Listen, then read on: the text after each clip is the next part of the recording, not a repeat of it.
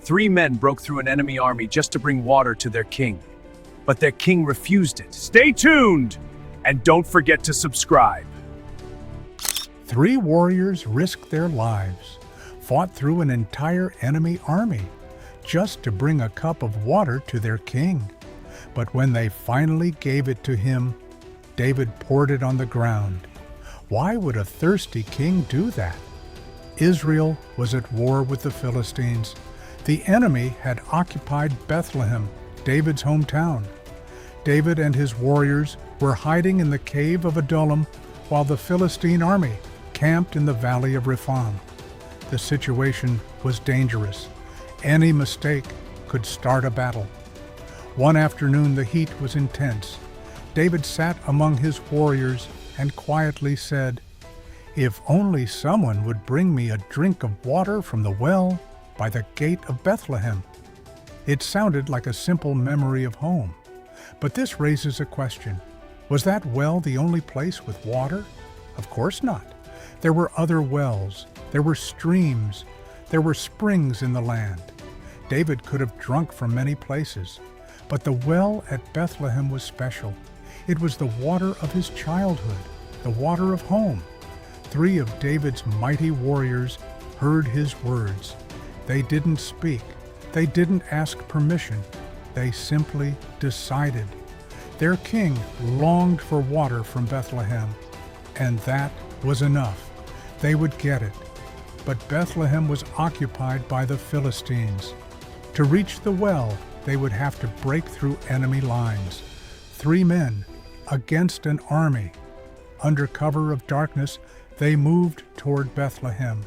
They fought their way through the enemy guards, reached the well, drew the water, and fought their way back out, all for a single drink. When they returned to Cave of Adullam, they presented the water to David.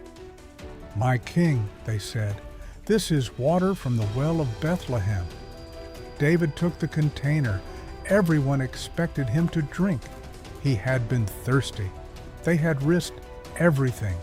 But instead, David slowly poured the water on the ground. The warriors watched in silence. Why would the king waste the water they nearly died for?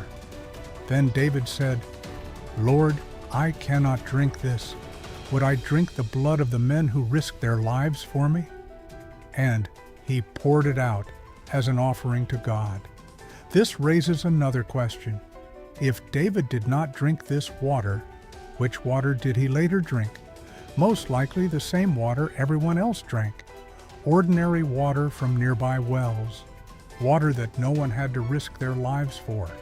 Because David understood something important. A king should never enjoy something that costs his men their lives. But another question remains. Was David actually thirsty?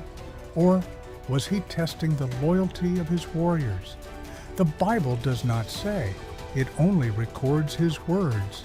Perhaps he simply spoke out of longing for home. Perhaps the warriors chose the mission themselves. What is clear is this. David never commanded them to do it. Their loyalty was voluntary. David did not reject the gift. He honored the sacrifice. The water had become too precious to drink. It represented courage, risk, devotion. So David offered it to God instead, because some sacrifices are too sacred to be consumed. This story leaves us with powerful questions. True loyalty is rare. True leadership respects the cost others pay. And sometimes the greatest honor you can give a gift is recognizing the sacrifice behind it.